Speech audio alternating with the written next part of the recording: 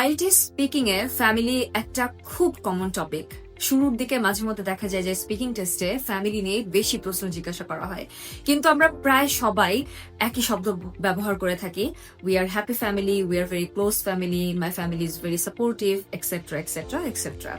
আজকে আমি আপনাদেরকে শিখাবো 5টা অ্যাডভান্সড ফ্যামিলি রিলেটেড ওয়ার্ডস এবং ফ্রেসেস, যেগুলো ব্যবহার করলে আপনার লেক্সিক্যাল রিসোর্স অনেক বেশি উন্নত মনে হবে। So without any further ado, let's get started. Number 1 is close-knit. আমরা সাধারণত বলি যে we are very close family, but এটাকে একটু চেঞ্জ করে বলা যায় যে we are a very close knit family. Close knit মানে পরিবারের সদস্যের মধ্যে খুব গভীর একটা বন্ধন থাকা। Very close bonding is equivalent to close-knit.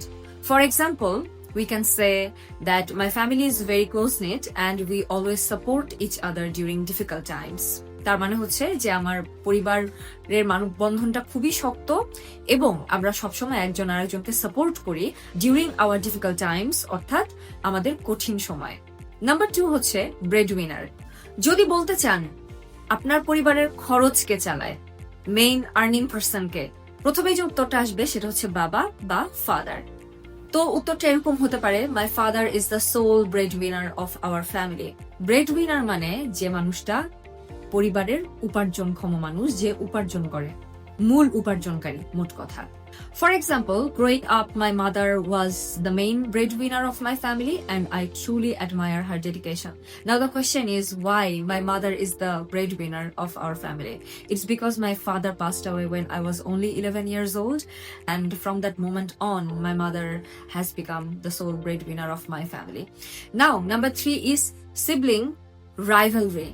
Sibling rivalry শুধু বলবেন না যে I fight with my brother or sister, না, আমরা আমাদের ভাই বোনদের সাথে যে মজা করে একটু হালকা ঈর্ষা, একটু মারামারি যে করি, যে ফাইটটা করি ভাই বোনদের সাথে, এটাকে বলা যায় কিন্তু সিবলিং রাইভালরি।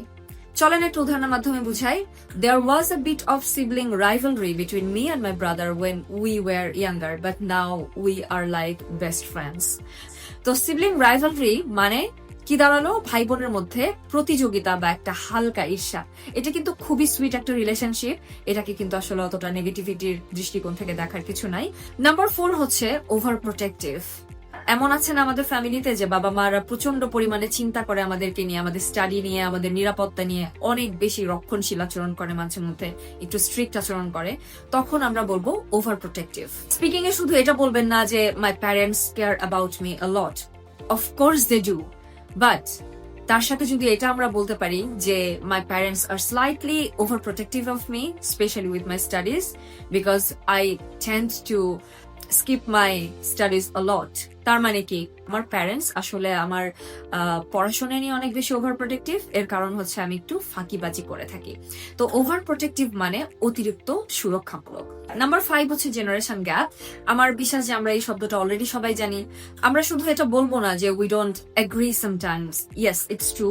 যখন আমাদের বাবা মার সাথে বা আমাদের দাদা দাদির সাথে, ওনারা যেহেতু অনেক অনেক আগের জেনারেশনের মানুষ, তাদের সাথে আমাদের কিন্তু একটা জেনারেশন গ্যাপ আছে, তাদের সাথে আমাদের চিন্তা ভাবনার কখনো ম্যাচ খাবে না।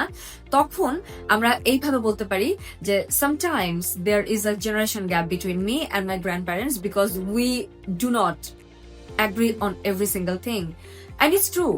বেশিরভাগ সময় দেখা যায় যে আমরা গ্র্যান্ড প্যারেন্টসরা যেভাবে চিন্তা করছেন, তাদের যেরকম রক্ষণশীলতা ছিল, আমাদের সময় এসে পরিবেশ অনেক চেঞ্জ হয়ে গেছে, পরিস্থিতি অনেক চেঞ্জ হয়ে গেছে, and now we think very differently from them.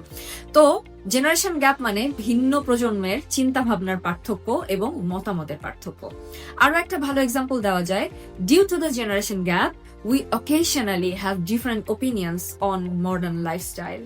মানে হচ্ছে যে জেনারেশন গ্যাপের জন্য আমরা মানে অকেশনালি বিভিন্ন মডার্ন লাইফস্টাইল নিয়ে আমাদের মধ্যে একটা ডিফারেন্ট ওপিনিয়ন কাজ করে, বা আমরা আলাদা আলাদা ভাবে চিন্তা করি, আলাদা আলাদা ভাবে মতামত প্রকাশ করি। তো এই 5টা ফ্রেজ এবং শব্দ বা বাক্যাংশ যদি আপনারা ন্যাচারাল ভাবে স্পিকিং এ ব্যবহার করতে পারেন, তাহলে আপনার উত্তর অনেক বেশি ম্যাচিওর এবং অ্যাডভান্সড শোনাবে। প্র্যাকটিস করুন অনেক বেশি বেশি অ্যাজ মাচ অ্যাজ পসিবল, এবং এই কথাটা আমি আমার প্রত্যেকটা ভিডিও শেষে গিয়ে বলি। প্র্যাকটিস করুন, নিজের ফ্যামিলি নিয়ে দুই তিনটা বাক্য বানিয়ে ফেলুন, আর চেষ্টা করেন এই শব্দগুলো নিয়মিত ব্যবহার করার। একটা জিনিস মাথায় রাখেন, IELTS শুধু সিম্পল ইংলিশ না, এটা একটা স্মার্ট ইংলিশ চায়, কারণ এটার উপরেই আপনার 6 আসবে না 7 আসবে না 8 আসবে এরকম একটা ব্যান্ড স্কোর ডিপেন্ড করে। কাজেই আপনি যত বেশি প্র্যাকটিস করবেন আপনি তত বেশি এগিয়ে থাকছেন।